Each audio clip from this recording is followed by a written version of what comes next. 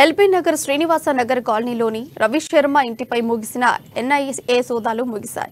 ఇక కూకట్పల్లి పిఎస్ పరిధిలో సంజయ్ దీపక్ రాజ్ అనే వ్యక్తిపై కేసు నమోదు. అరెస్టు విషయంలో అదే కేసులో నిందితులుగా ఉన్న వేణుగోపాల్, రవిశర్మ, కేరళకు చెందిన మరో ముగ్గురిపై కేసు నమోదు చేశారు.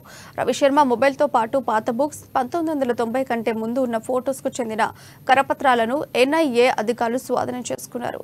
ఈ నెల 10న ఎన్ఐఏ కార్యాలయానికి హాజరవ్వాలని ఆదేశాలు జారీ చేశారు. సీనియర్ జర్నలిస్ట్ అయిన వేణుగోపాల్ పేరు ఉంది. అంటే అది కేసులో అంటే ఎఫ్ఐఆర్లో అని చెప్పలేము. అది ఎఫ్ఐఆర్లో వేరే ఎవరి పేర్లు ఉన్నాయి, కానీ ఊరికే కొంతమంది పేర్లు ఊరికే మెన్షన్ అయ్యి ఉన్నాయి. దాన్ని ఎఫ్ఐఆర్ అనలేము.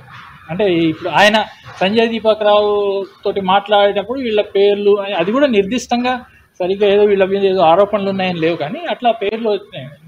అంటే ఎఫ్ఐఆర్ కూడా కాదు అది యాక్చువల్గా. సో అటువంటి వీక్ ఇదే. దాని మీద ఇప్పుడు కూడా అదే అడిగాం. మాకు ఆయన తోటి సంబంధం లేదు, ఆయన ఎవరో మాకు తెలియదు, ఎన్నడూ పరిచయం లేదు, పేరు కూడా వినలేదు ఆయన అరెస్ట్ అయ్యి ఇట్లా పేపర్లో వచ్చేదాకా.